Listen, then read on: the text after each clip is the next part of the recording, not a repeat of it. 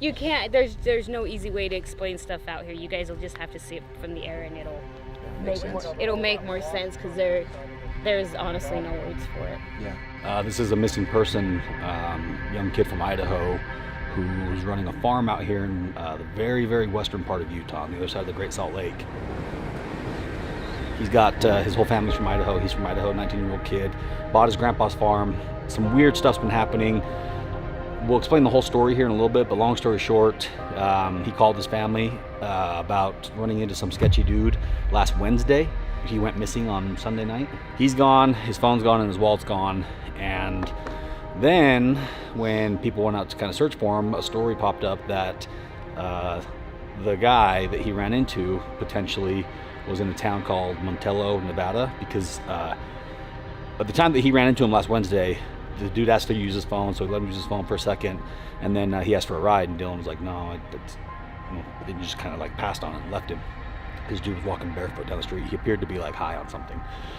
So anyways, fast forward to Sunday, people are saying that this guy went to town to Montello, Nevada, which is about 20 miles east of where Dylan's farm is, and asked about Dylan, and then somebody supposedly gave him a ride to Dylan's trailer at the farm, and then that's the story that they had. But now the story is kind of evolving.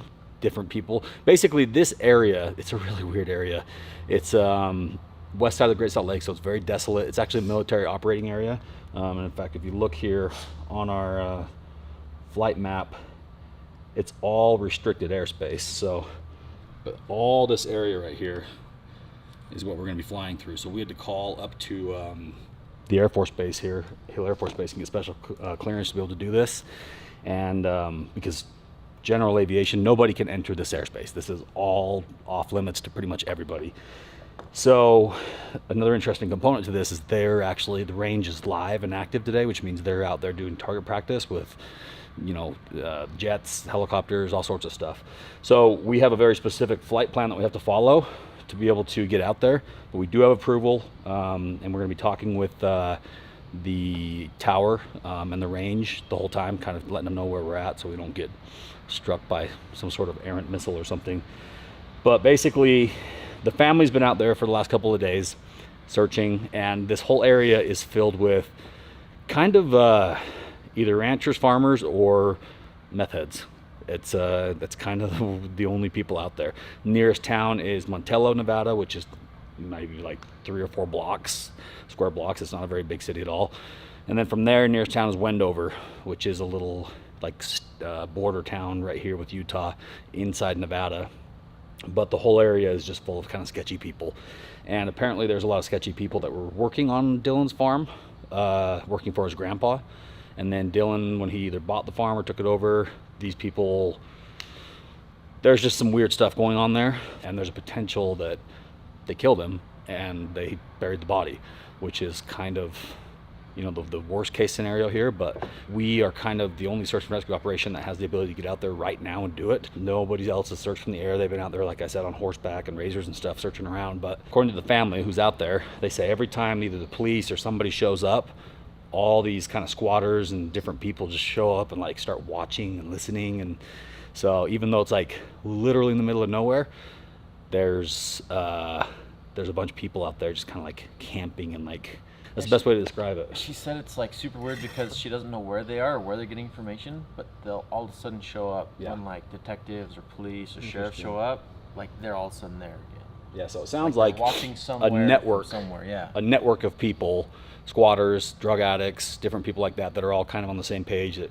communicate with each other all the way from the Nevada side of the border into the Utah side of the border. And if this was part of their plan, if they intentionally tried to get rid of Dylan, or if Dylan pissed somebody off and there was an argument, they did find his boots on the side of the road, Dylan's boots, and it appeared that he was in some sort of a struggle. Our goal right now is to go out there and locate a backhoe that they could have potentially used to, if somebody did kill Dylan or take him, they could have potentially used this backhoe to bury him. So backhoe, I think, is out there. They just think that the backhoe may have drove out into the middle of the desert. There's a spot out there that's burial, something, so. We're taking some protection with us just because we don't know what we're going to run into. So if you see guns, that's purely self-defense. We're not going out there to pick a fight with anybody. That you're using? Poor kid out there just getting... Kid's 19 years old. Yeah. A young kid. His mom's like, this was his dream. His dream was to have a ranch. So he worked his whole life. And she's like, well, his young life. She's like, he didn't date in high school. He didn't worry about going on partying. He woke up every morning, went to work on the farm, and that's what he wanted to do. He wanted to be a farmer, and now he has it, and now something's happened. We're dealing with very, very little information here, like minimal information. From what we've been hearing, there's definitely the potential for some foul play.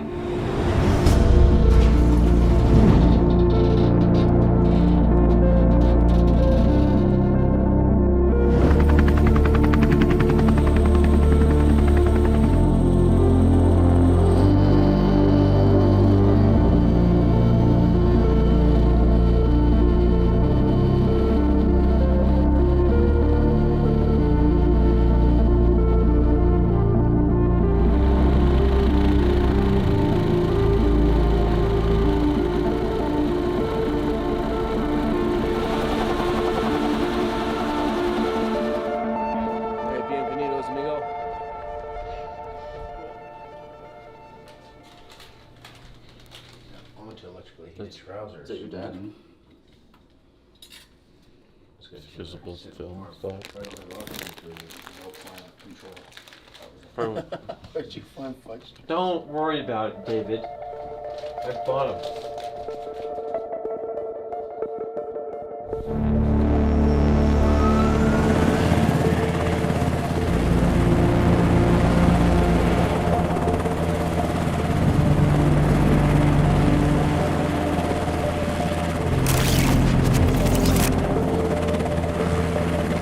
Alright, so you're currently about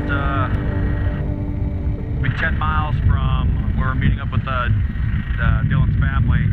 I'm not sure if this is the actual farm or the ranch where he was working or right nearby it, but from here we're going to be able to touch down, meet with his parents, and then all the other people who are out here looking for him, and then get a good idea of or a better idea of what happened, and then we're going to pick back up and search the area. This is basically kind of the terrain we're going to be searching. It's kind of like lake bed. It's kind of like this is a little bit higher than the Bonneville Salt Flats, and then you've got these huge mountain ranges that come up out of it. So I think the ranch or the farm that we're going to was on the lake bed part. So hopefully we don't have to fly too up in the mountains as far as searching for them goes. But we'll see what shakes out once we meet up with the family here.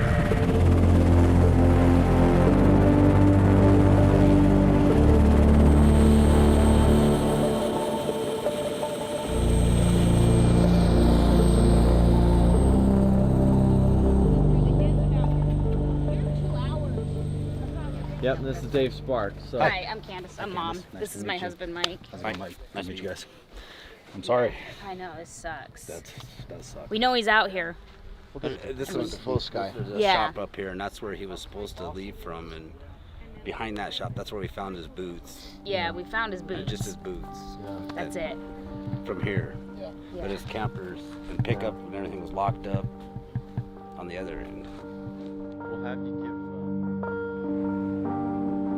Right, you see that shop? Yep. So that's where last we heard from Dylan, he was going in to park his grain truck, his seed truck, so that it didn't get rained on. That was like 7:30 Saturday morning, and then he said he'd call his grandma right back, and then she never.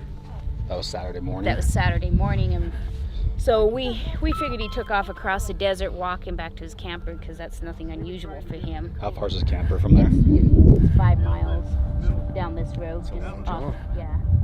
But for a 19-year-old kid who's out here farming by himself, he's used to having to walk himself around. Okay.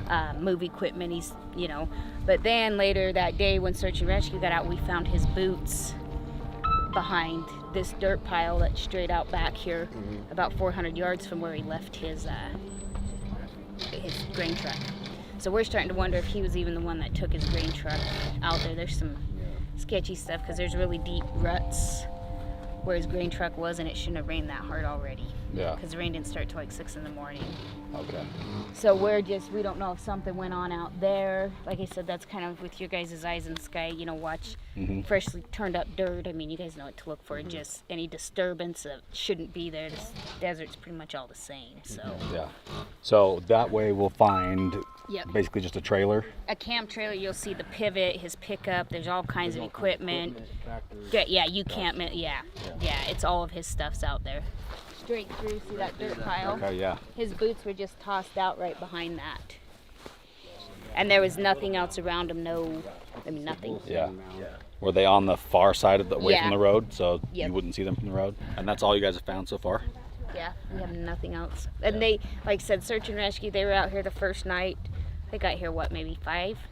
They didn't even take off and looking until probably 7:30. Yeah. Then they bailed, and then they came back maybe 6 hours that day, and then they said, we're calling it, and they all left. Past that over there, you'll see the hill, and that's the last place his phone was pinged. Yeah. Right. That Where? after. Right past that shop by the railroad tracks, there's a hill you drop down in. Shop in the railroad tracks. Yeah. You can see the road kind of goes like that, and right where it makes the bend, that's. What time it was pinged at? 1541, but it gives a 15.4 mile radius, and the cop showed me on the map. So if you draw that circle from the cell phone tower, this is part right on the edge of it, and the rest of the circle Dylan would have no reason, to be at. It's out in the middle of nowhere, so that's where it was. Was that before or after he was supposed to call Grandma back? That was after. It was after, so Yep. it was over there. Out here we've been getting so much information from locals, and it's just a circle. It's Right. none of it's been true. Nothing we have chased it. Where are all the squatters at from here then? So Everywhere. just everywhere? Everywhere, this whole valley.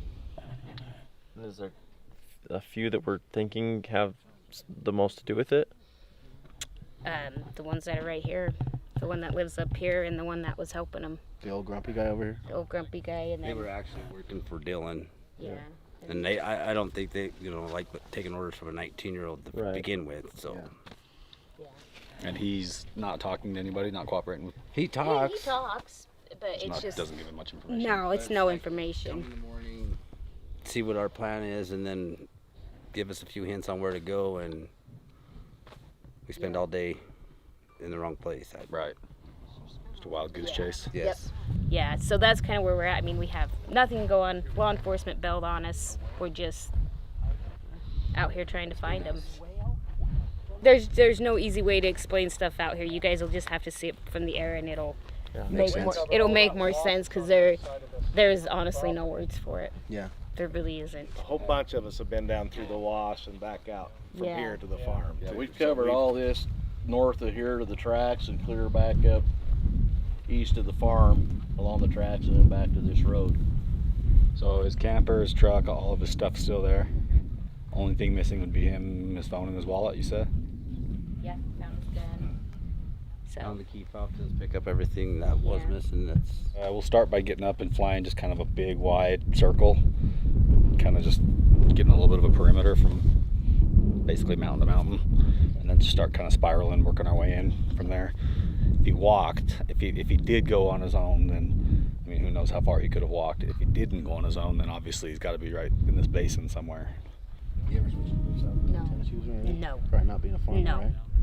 my son will wear the same pair of boots until there is holes in them, and then he will go buy the exact same pair of boots. I have boots from this big up until he decided he didn't like that kind, from size baby 2 to size, I don't know, I think those ones in the living room are 9 and yeah. And All exact same boot. all exact same boot, and I got little decorations tied across them. They all got holes in the side. They got the same side step. He absolutely will not change boots. So, And those were his most recent ones. yep, Wherever he was going without shoes or boots. yeah. Based off of all that information, your thought is to kind of check for ground disturbances and anything like that. Yep, anything you can see that looks out of place up there. So there's a backhoe out there that one of the guys in town owns that was doing some groundwork for him, and it's still out there. So Moved at all? I mean, there's no way to know, huh? yeah, there's no way to know. And when the rain came in so hard, after, because so I talked to a lady in Salt Lake, called me today, and her husband and her come out caving all the time. And so she got me the timeline on the rain. She just wanted to give me all the information of everything she's seen out here. And she said it started raining between 5:30 and 6 o'clock in the morning, and it wasn't as substantial as a downpour. And then it got really windy, tapered off, and then really started raining hard late in the afternoon and all day Sunday. So the tracks that are made by Dylan's truck, if he was taking it out at 7:30 when he called his grandmother in a panic to get his truck in, or she called him and he said he couldn't talk because she was getting the truck in. Yeah. There's no way that 10-wheeler could have left tracks this deep in the mud. There's no way. So we don't even know if he's the one who actually took the truck. And trust me, he would not get sidetracked and not protect his seed. This kid has been working out here developing this ground since he was 16. It is his pride and joy. He's not going to get seed ruined. I mean, The truck not make it into the shed? yeah, it made it in. We just don't know if he's the one who took it. Gotcha. And his pickup was locked, which is super abnormal. Dylan never locks his pickup. Never. He is, you can follow his habits to a T. I mean, when you could just look at it and say, no, that Dylan didn't do that. The kid he's a creature of habit, and it doesn't change. He's either got a dark sweatshirt on, even if it's 80 degrees, or he has a quilted flannel on, even if it's 80 degrees. Wranglers, it won't change. You will not find him in anything else. So, and they keep saying, well, could he go off with friends? Could he this? No. Not this kid. Yeah. He's out here. This is his baby. So, yeah, we're just kind of at a loss. So here's where it got fishy. So, Dylan, last time I talked to him was Thursday. Last time his dad talked to him was Thursday. It's nothing to go 3 or 4 days without hearing from Dylan when he's planting. But usually the grandma will hear from him, or I'll hear from him, or his dad will, and somebody will. So he may not talk to everybody, but daily he talks to somebody. So Saturday, when Karen didn't hear back from him after putting the truck in, she got a hold of Don Sunday morning and said, go check Dylan, blah, blah. They said, Don went and checked. He said his pickup's locked. We can't tell if his guns are in there. He hasn't been here. So then he went and got Jim, and they went and looked again. So I guess... So the grandma called Dawn first? Yeah. Yes. And then Dawn and Jim were the first ones to look? Yes. And so throughout this, I have Karen thinking back on it, like, did they say anything like, don't worry about it, he'll be fine, everything's good, so she didn't alert me or Justin, his dad. So then Monday comes around and I get a phone call from JD, Dylan's best friend, that says, have you talked to Karen? They're looking for Dylan. And I said, no, I have heard nothing about this. So from Saturday night till we got out here Monday, Dawn and Jim had been supposedly looking for Dylan, and I know the way Karen is, and I know her mind's frazzled now. If they would have told her in her mind, or to her, don't worry about it, he'll be okay. It's Dylan. He's been out here for 3. You just kind of roll with it. But yeah, so for... Is there a chance that Dawn and Jim were at that shop when Dylan was taking the grain truck over there? Yeah. And then from there, something happened? Because that's why his boots would be over there? That's kind of the... Yeah. That theory, if you follow it, would want to make it look like he was a young kid that just took off on his own, being reckless and wild, but at the same time, make it look like... Somewhere though. Well, I don't know, they would make it look like he locked his truck. Well, they're trying to point us in the direction of town, and they're not trying to make it look like he took off. They know Dylan well enough. You're never going to pull that off. They're trying to make it look like it's away from here. Nothing happened out here. It's away from here. Halfway in between here, and they do put a padlock on it, but it's just a barbed wire gate. They said that's the first time Dylan's ever closed the gate when he's coming here to drop a truck off. But they said absolutely he had to leave that way because he closed the gate off of this road right here. And we know Dylan, he's going to take the shortest way to his trailer. He'd walk it, but he'd go straight across and have no problem walking through the desert. He wouldn't take the road. No. He's by himself most of the time. He's been doing odd jobs all over, and he walks every place to move his equipment. I mean, Find clue in the air. start flying and, like you said, just spiral inward. Okay, perfect. Thank you guys so much. The best theory would be so far that Dawn and Jim, the only other guys that had connections to the farm, and the first 2 people to search would have had interest in getting rid of Dylan because they would be the ones to kind of take over the farm. And the fact that Dylan and Dawn had a problem 3 or 4 weeks ago, and Dylan basically fired Dawn, so Dawn had motive to come back police detectives, nobody has talked to Don or Jim. Jim didn't sound like. And Don happens to be Grandpa's good friend. Yeah. And Grandpa's And he's back business over there. partner with Dylan, but Dylan doesn't like Don. Right. Wild. So this is this is much more than just a missing person search. We're now dealing with like a bit of a riddle.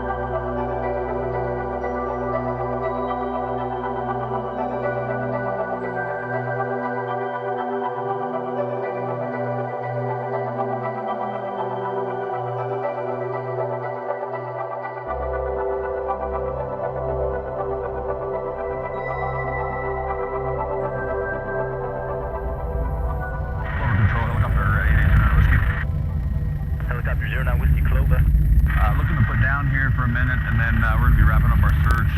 Need to head as direct to Wendover as possible for fuel reasons. Do you know when the Alpha restrictor is going to be open again?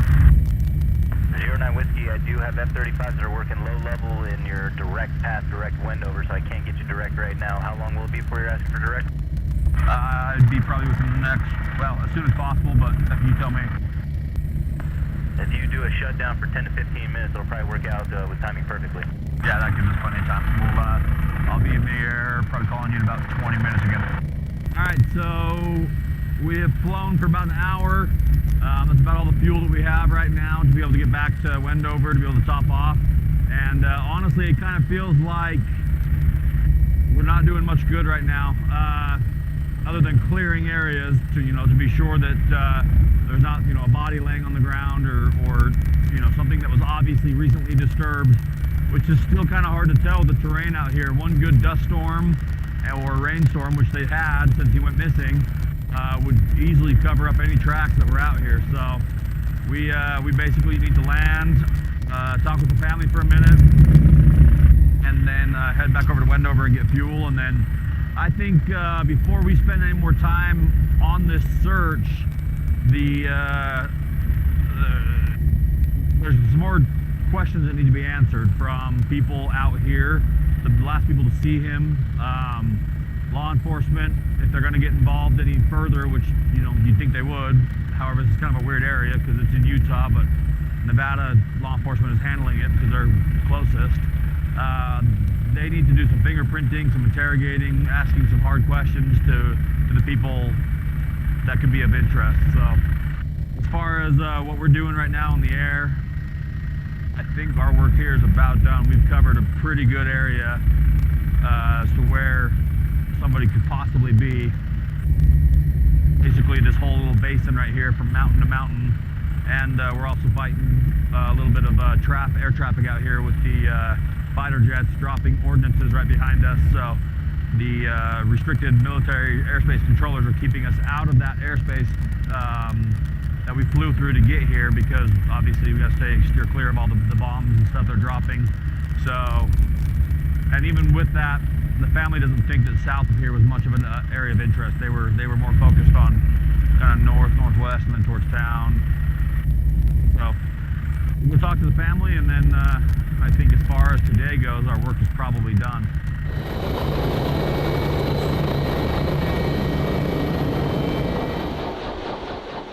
I'm gonna lie, it's kind of a weird one.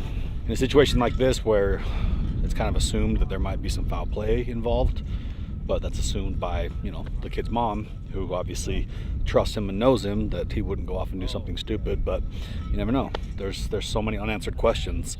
So basically, we flew a lot, covered a lot of ground, more ground than actually anticipated. And if he was in this area, as far as like if he was like on surface level, passed out, fainted or something, we would have seen him. If he was recently buried, or if there were some earth disturbances, we probably could have seen those, because we saw recent tracks from other vehicles and stuff pretty easily. I know the family is still super frustrated because they can't get answers from anybody. But the whole thing that's kind of thrown me off about this is the fact that there's not much of an investigation happening. It's just kind of people waiting to see, you know, what clue happens next, rather than actively pursuing maybe some of the people of interest or different things like that. So as far as what we can do within our, you know, capabilities today, I wish we could have you know, provided a little bit of closure to the family or done more, but we did as much as we could. I think we're gonna wrap it up, talk with the family, and head home. Well, thank you guys, and you guys have a safe flight back or whatever. Yeah, thank you. Yeah, like I said, text me Eternally later. grateful. I appreciate it. Text me later, okay? Thank you guys so much. And yeah, I got your cell number, so I'll keep on. Yeah.